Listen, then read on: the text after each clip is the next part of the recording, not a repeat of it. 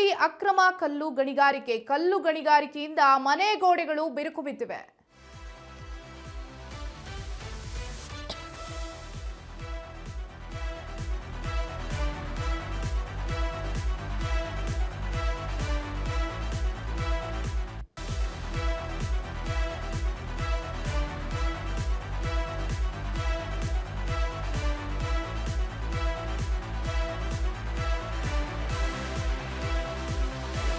ಕಲಬುರಗಿಯಲ್ಲಿ ಅಕ್ರಮ ಕಲ್ಲು ಗಣಿಗಾರಿಕೆ ನಡೀತಾ ಇದೆ. ಇದರಿಂದಾಗಿ ಮನೆ ಗೋಡೆಗಳು ಬಿರುಕು ಬಿಡ್ತಾ ಇದ್ದಾವೆ. ಜನರ ನೆಮ್ಮದಿ ಕೆಡಿಸ್ತಾ ಇದೆ ಈ ಬ್ಲಾಕ್ ಸ್ಟೋನ್ ಮೈನಿಂಗ್. ಕಲಬುರಗಿಯ ಕರಕಿಹಳ್ಳಿ ಗ್ರಾಮದಲ್ಲಿ ಕಲ್ಲು ಗಣಿಗಾರಿಕೆ ನಡೀತಾ ಇದೆ. ಇನ್ನು ಕರಕಿಹಳ್ಳಿ ಗ್ರಾಮಕ್ಕೆ ಈ ಒಂದು ಗಣಿಗಾರಿಕೆಯಿಂದ ಆಪತ್ತು ಎದುರಾಗಿದೆ. ಮನೆಗಳು, ಶಾಲೆಗಳು ಬಿರುಕು ಬಿಡ್ತಾ ಇದೆ. ಪ್ರತಿದಿನ ಜೀವ ಭಯದಲ್ಲೇ ಬದುಕುತ್ತಿದ್ದಾರೆ ಗ್ರಾಮಸ್ಥರು. 30ಕ್ಕೂ ಹೆಚ್ಚು ಅಡಿ ಆಳ ಕೊರೆದು ಕಲ್ಲು ಗಣಿಗಾರಿಕೆಯನ್ನ ಮಾಡ್ತಿದ್ದಾರೆ. ಕಲಬುರಗಿಯಲ್ಲಿ ಅಕ್ರಮವಾಗಿ ಕಲ್ಲು ಗಣಿಗಾರಿಕೆ ನಡೀತಾ ಇದೆ. ಹಾಗಾದ್ರೆ ಅಲ್ಲಿ ಸಂಬಂಧಪಟ್ಟ ಅಧಿಕಾರಿಗಳ ಗಮನಕ್ಕೆ ಬಂದಿಲ್ವಾ ಇದು? ಮನೆಗಳು, ಶಾಲೆಗಳ ಗೋಡೆ ಕುಸಿತಾ ಇರುವ ಆ ಮಟ್ಟಕ್ಕೆ ಮೈನಿಂಗ್ ನಡೀತಾ ಇದೆ ಅಂದ್ರೆ ಅಲ್ಲಿರುವಂತ ಅಧಿಕಾರಿಗಳು ಏನ್ ಮಾಡ್ತಿದ್ದಾರೆ? ಕಲಬುರಗಿಯ ಕರಕಿಹಳ್ಳಿ ಗ್ರಾಮದಲ್ಲಿ ಗಣಿಗಾರಿಕೆ ನಡೀತಿರುವಂತದ್ದು. ಸರ್ಕಾರಿ ಶಾಲೆ ಕುಸಿದು ಬಿದ್ದಿದೆಯಂತೆ ಗಣಿಗಾರಿಕೆಯಿಂದಾಗಿ. ಇನ್ನು ಈ ಗಣಿಗಾರಿಕೆಯಿಂದಾಗಿ ಸರ್ಕಾರಿ ಶಾಲೆಗಳು ಕುಸಿದು ಮಕ್ಕಳ ವಿದ್ಯಾಭ್ಯಾಸಕ್ಕೆ ತೊಂದರೆ ಆಗ್ತಾ ಇದೆ. ಗ್ರಾಮಸ್ಥರಿಗೆ ವಾಸ ಮಾಡೋದಕ್ಕೆ ತೊಂದರೆ ಆಗ್ತಾ ಇದೆ. ದಿನ ದಿನ ಭಯದಲ್ಲೇ ಬದುಕ್ತಿದ್ದಾರೆ. ಆ ಮಟ್ಟಕ್ಕೆ ಗಣಿಗಾರಿಕೆ ನಡೀತಿದೆ ಅಂದ್ರೆ ಅಲ್ಲಿರುವಂತ ಅಧಿಕಾರಿಗಳು ಏನ್ ಮಾಡ್ತಿದ್ದಾರೆ?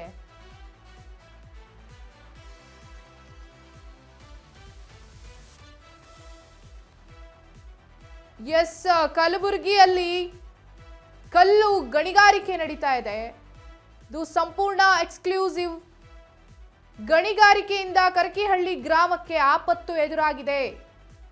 ಭೂಮಿಯನ್ನ ಅಷ್ಟು ಆಳಕ್ಕೆ ಕೊರೆದ್ರೆ ಮನುಷ್ಯ ಹೇಗೆ ಅಕ್ಕಪಕ್ಕದಲ್ಲಿ ಬದುಕೋದಕ್ಕಾಗತ್ತೆ? ಭೂಮಿ ಗಟ್ಟಿಯಾಗಿದ್ರೆ ಮಾತ್ರ ಮನುಷ್ಯ ಏನೇ ಮಾಡಿ ಬದುಕಬಹುದು. ಅಭಿವೃದ್ಧಿಯ ಹೆಸರಲ್ಲಿ ಅನಾಹುತ ಮಾಡಿಕೊಂಡ್ರೆ ಹೇಗೆ ಜೀವನ ಮಾಡೋದು? 30ಕ್ಕೂ ಹೆಚ್ಚು ಅಡಿ ಆಳವನ್ನ ಕೊರೆದು ಗಣಿಗಾರಿಕೆ ಮಾಡ್ತಿದ್ದಾರೆ. ಅಲ್ಲಿ ಹೇಳೋರಿಲ್ಲ, ಕೇಳೋರಿಲ್ಲ. ರಾಜಾರೋಷವಾಗಿ ಗಣಿಗಾರಿಕೆಯನ್ನ ಮಾಡ್ತಿದ್ದಾರೆ. ಅಲ್ಲಿ ಅಕ್ಕಪಕ್ಕದ ಜನರಿಗೆ ನೆಮ್ಮದಿ ಇಲ್ಲ. ದಿನಾ ಭಯದಲ್ಲಿ ಬದುಕ್ತಿದ್ದಾರೆ. ಹಾಗಾದ್ರೆ ಅಲ್ಲಿ ಸಂಬಂಧಪಟ್ಟ ಅಧಿಕಾರಿಗಳು ಏನ್ ಮಾಡ್ತಿದ್ದಾರೆ? ನಮ್ಮದು ಗ್ರಾಮ ಪಂಚಾಯತಿ ಇದೆ, ನಮ್ಮ ಹೆಡ್ ಕ್ವಾರ್ಟರ್ ಇದೆ.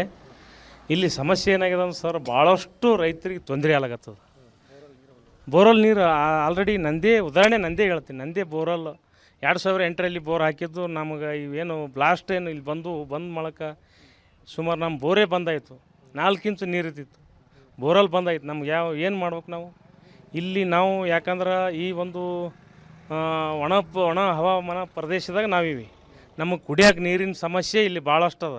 ಯಾಕಂದ್ರೆ ಇಲ್ಲಿ ನಮ್ಮಲ್ಲಿ ನೀರಾವರಿ ಇಲ್ಲ. ಈ ಒಂದು ನಮ್ಮ ಇಜೇರಿ ಹೋಬಳಿ ಏನು ಬರ್ತದೆ ನಮ್ಮ ಜೇವರ್ಗಿ ತಾಲೂಕಿನಲ್ಲಿ, ಇಲ್ಲಿ ಸುಮಾರು 24 ಹಳ್ಳಿ ಕೂಡ ಭಾಳ ನೀರಿನ ಸಮಸ್ಯೆ ಅದ. ಅದರಲ್ಲಿ ಇವತ್ತು ನಂಬಲ್ಲಿ ಏನು ಇದು ಮೈನಿಂಗ್ ಏನು ನಡೆಸ್ಯಾರ, ಬ್ಲಾಸ್ಟಿಂಗ, ಇದ್ರಲಿಂತ ನಮ್ಮ ಭಾಳಷ್ಟು ತೊಂದರೆ. ಇಂದ ಮೇನ್ ಅಂದರೆ ಈ ಮನೆ ನೋಡ್ಬೋದು ಸರ್, ಇದನ್ನ ಕಟ್ಟಿ 2 ವರ್ಷ ಆಯ್ತು. ಮನೆ ಕಟ್ಟಿ ಹೆವಿ ಬ್ಲಾಸ್ಟ್ ಮಾಡ್ತಾಯಿದ್ದಾರೆ. 100-150 ಫೀಟ್ ಏನಪ್ಪ ಅಂದರೆ ಮೈನಿಂಗ್ ಬ್ಲಾಸ್ಟ್ ಮಾಡ್ತಾಯಿದ್ದಾರೆ. ಊರಲ್ಲೆಲ್ಲ ಒಂಥರ ಭೂಕಂಪದ ಅನುಭವ ಆಗ್ತದೆ. ಸ್ಪೆಷಲಿ ಏನಪ್ಪ ಅಂದರೆ ನಾವು 2 ವರ್ಷ ಆಯ್ತು ಮನೆ ಕಟ್ಟಿದ ನಂತರ ಇವಾಗ ಜಸ್ಟ್ ನಾವು ಮೀಡಿಯಾ. ಎಸ್, ಇದ್ರ ಬಗ್ಗೆ ಇನ್ನಷ್ಟು ಮಾಹಿತಿಯನ್ನ ಕೊಡೋದಕ್ಕೆ ನಮ್ಮ ಪ್ರತಿನಿಧಿ ಶಂಕರ್ ಲೈನಲ್ಲಿದ್ದಾರೆ. ಶಂಕರ್, ಅಲ್ಲಿ ಇಷ್ಟೊಂದು ಈ ಮಟ್ಟಕ್ಕೆ ಒಂದು ಗಣಿಗಾರಿಕೆ ನಡೀತಿದೆ ಅಂತಂದ್ರೆ ಅಲ್ಲಿ ಕೇಳೋರು ಯಾರು ಅಧಿಕಾರಿಗಳು ಇಲ್ವಾ ಅಂತ? ಹೌದು ಮೇಡಮ್, ಕರೆಕ್ಟ್ ಮೇಡಮ್. ಇಲ್ಲಿ ಎಲ್ಲ ಅಧಿಕಾರಿಗಳು ತಿಳಿಸಿದ್ರು ಯಾವುದೇ ಅಧಿಕಾರಿಗಳು ಕ್ರಮ ತಯಾರಿಲ್ಲ. ಇಲ್ಲಿನ ಶಾಸಕರು ಕೂಡ ಇಲ್ಲಿ ನಮ್ಮಲ್ಲಿ ಗಣಿಗಾರಿಕೆ ನಡೆದಿದ್ದು ಇದೆ. ಬಹಳಷ್ಟು ರೈತರಿಗೆ, ಬಡವರಿಗೆ ತೊಂದರೆ ಆಗತ್ತೆ. ಅವರು ಕೂಡ ಇದು ಮಾಡ್ಲಕ್ ತಯಾರಿಲ್ಲ ಮೇಡಮ್. ಬಹಳಷ್ಟು ಇಲ್ಲಿ ರೈತರಿಗೆ ತೊಂದರೆ ಆಗಿದೆ ಮೇಡಮ್. ನಮ್ಮ ಪರಿಸ್ಥಿತಿ ಯಾರಿಗೆ ಹೇಳ್ಬೇಕನ್ನೋದು ನನಗೆ ಗೊತ್ತಾಗಿದೆ ಮೇಡಮ್. ಓಕೆ ಶಂಕರಲಿಂಗ ಸರ್, ಈಗ ಅಲ್ಲಿ ಯಾವಾಗಿಂದ ಈ ಒಂದು ಮೈನಿಂಗ್ ನಡೀತಾ ಇದೆ? ಸುಮಾರು ಒಂದು 5-6 ವರ್ಷದಿಂದ ನಡೀತಾ ಇದೆ ಮೇಡಮ್. ಓಕೆ, ಅಂದ್ರೆ ಅದ್ರ ಬಗ್ಗೆ ಯಾರು ಕೂಡ ಕ್ರಮ ತೆಗೆದುಕೊಂಡಿಲ್ವಾ? ಊರವರು ಅಷ್ಟೊಂದು ಆಕ್ರೋಶವನ್ನ ಹೊರ ಹಾಕ್ತಿದ್ದಾರೆ, ಅಷ್ಟು ತೊಂದರೆ ಆಗ್ತಿದೆ ಅವರಿಗೆ.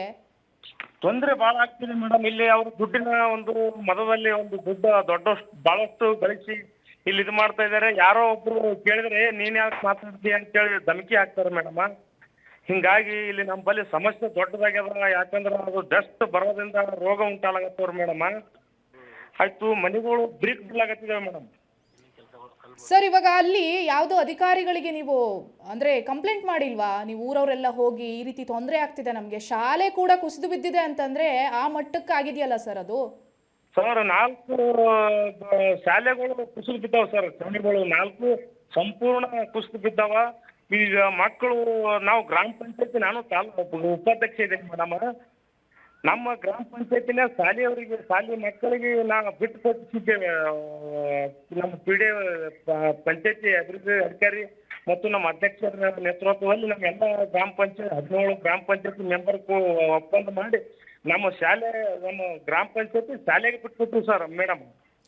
ಓಕೆ ಸರ್, ಧನ್ಯವಾದ ತಮ್ಮೆಲ್ಲ ಮಾಹಿತಿಗಾಗಿ.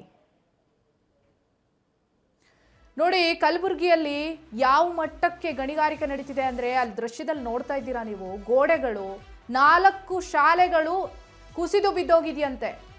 ಹೇಗೆ ವಿದ್ಯಾಭ್ಯಾಸ ಮಾಡಬೇಕು ಅಲ್ಲಿನ ಮಕ್ಕಳು? ಅಲ್ಲಿನ ಗ್ರಾಮಸ್ಥರು ಹೇಗೆ ವಾಸ ಮಾಡಬೇಕು? ಅಲ್ಲಿ ಗೋಡೆ ಬಿರುಕು ಬರ್ತಾ ಇದೆ, ಶಾಲೆಗಳು, ಬಿಲ್ಡಿಂಗ್ಗಳು, ಮನೆಗಳೆಲ್ಲ ಕುಸಿದು ಬೀಳ್ತಿದೆ ಅಂತಂದರೆ ಅದು ಸಣ್ಣ ಪ್ರಮಾಣದಲ್ಲ.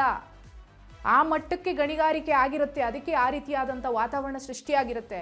ಇದಕ್ಕೆ ಸಂಬಂಧಪಟ್ಟ ಅಧಿಕಾರಿಗಳು ದಯವಿಟ್ಟು ಗಮನವನ್ನು ಹರಿಸಿ ಇದಕ್ಕೆ ಕ್ರಮ ತೆಗೆದುಕೊಳ್ಳಿ.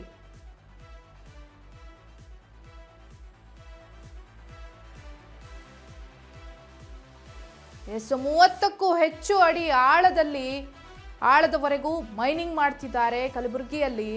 ಇದೀಗ ಆ ದೃಶ್ಯದಲ್ಲಿ ನೋಡ್ತಾ ಇದ್ದೀರಾ ಯಾವ ಮಟ್ಟಕ್ಕೆ ಅದಾಗಿದೆ ಅಂತ. ಅಷ್ಟು ಡಸ್ಟು, ಅದನ್ನ ಹೇಗೆ ಸಹಿಸ್ಕೊಂಡಿರ್ಬೇಕು ಅಕ್ಕಪಕ್ಕದಲ್ಲಿ ಗ್ರಾಮಸ್ಥರು.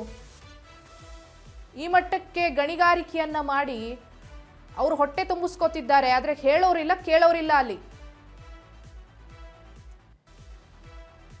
ಅಲ್ಲಿ ನೋಡಿ, ಸಾಮಾನ್ಯ ಜನರು ಅದ್ರ ವಿರುದ್ಧವಾಗಿ ಮಾತಾಡ್ತಿದ್ದಾರೆ, ಆದ್ರೆ ಅವ್ರ ಬೆಂಬಲಕ್ಕೆ ಯಾರು ನಿಲ್ಲೋರಿಲ್ಲ.